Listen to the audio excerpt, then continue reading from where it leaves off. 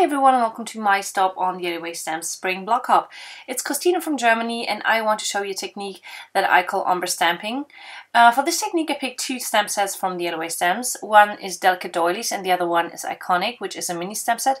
And I picked 4 Memento Luxe pigment inks in spring colors.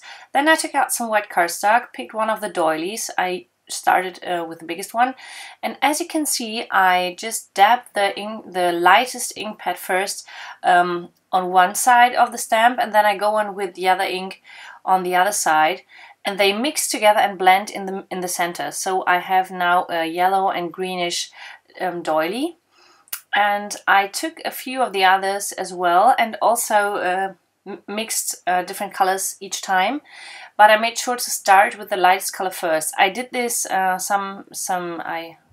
did another card with this technique before, and there was one piece where I started with the pink color and then mixed in the yellow, and my yellow ink pad was a little bit dirty.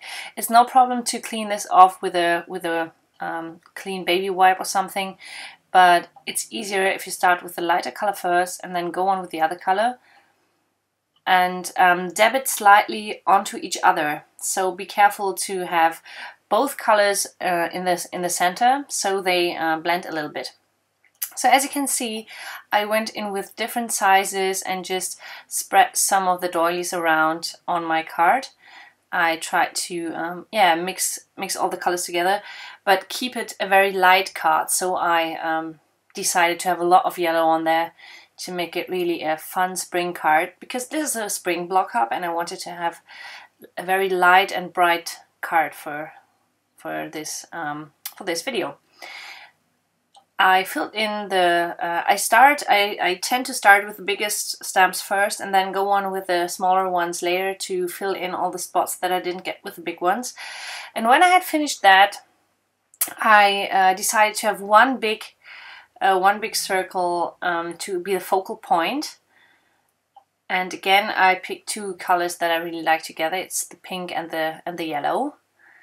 And I stamped that on another piece of white cardstock because I will be cutting this. Out. Yeah, sorry. I stamped that on another piece of cardstock, and then I fuzzy cut it with my scissors. Be careful because the Luxe inks, which are pigment inks, take a while to dry. So if you want to cut something out and it's not clear, it's not dry yet, you probably smear everything around. So I dried that with my heat gun first, and you will see later that I did some smearing on my card and I destroyed my card, and I was so sad, but I think I did a good job to save it. Then I took the heart stamp from the Iconic stamp set and some, I think it's espresso truffle, Memento Luxe ink, and put that into the center of my doily. The first attempt was not that good, so I did it again. You can see there were two doilies in pink and yellow now. When I had cut that out, I used some foam adhesive to adhere that to my card, and I really wanted to have the focal point in blend in with the rest of the design a little bit. So I put it on top. There was one spot where there was some ink that I didn't want there, and my technique, I showed that in another video also, is to rub the ink off. If it's not a dye ink, you have no chance if it's dye ink, but with the pigment ink it's no problem because it sits on top of the paper. I just scratch it off with my craft knife, and then I have sandpaper in 2000. It's a very, very smooth sandpaper, and I just sand it off to have a smooth paper surface again, and no one will see that there was some scratched area there.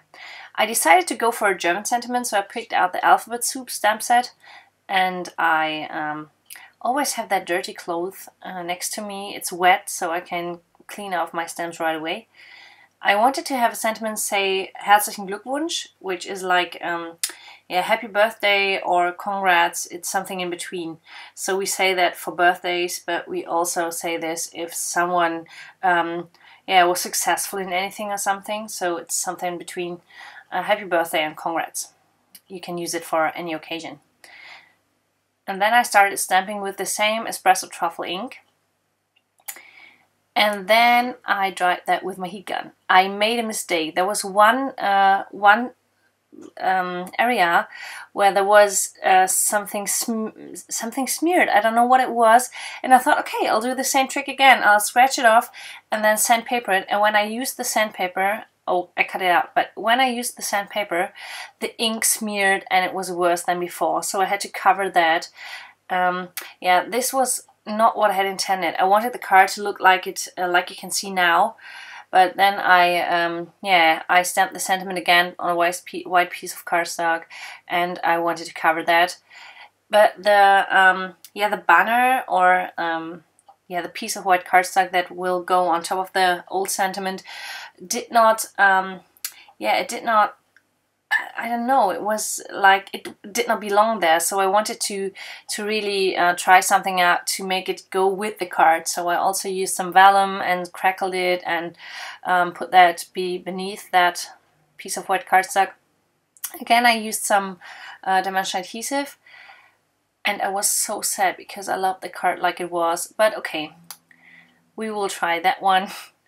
And yeah, this looked quite better with the vellum and the white cardstock, but it was not perfect, so I took some of my do-it-yourself animal dots and just added some animal dots in orange, pink and yellow, so the colors that are on the card, and just spread it over the card, and that finished the card.